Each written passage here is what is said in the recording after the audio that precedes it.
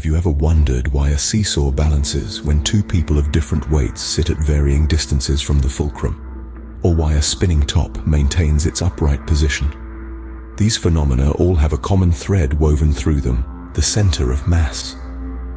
The center of mass, often abbreviated as COM, is a concept in physics that denotes the mean location of all the mass in a system. It's the point where, if a force is applied, the object will accelerate in the direction of the force without rotating. Imagine it as the spot where the entire mass of an object seems to be concentrated. Now, for a single particle, identifying the center of mass is uncomplicated. It's the particle itself. However, things become a tad more intricate when dealing with a collection of particles or a continuous distribution of mass. A common method to calculate the center of mass is the weighted average method. Here, each particle or mass element is given a weight corresponding to its mass. The center of mass then becomes the weighted average of their positions. Let's delve into the formula for calculating the center of mass for a system of n particles. The x-coordinate of the center of mass, x_cm, equals the sum of the product of the mass of each particle and its x-coordinate, divided by the sum of the mass of all particles. The same applies to the y-coordinate, y_cm.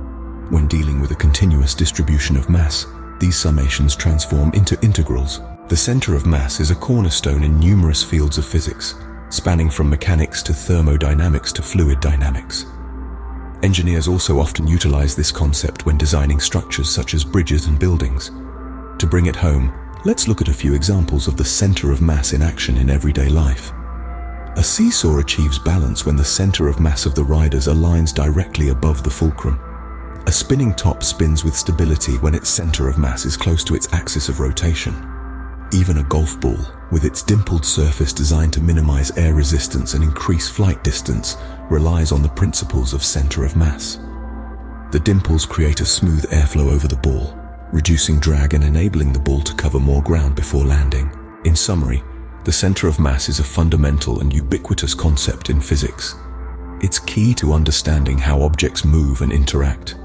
Whether it's a child's toy or an architectural marvel, the principles of the center of mass are at play, governing the dynamics of our physical world.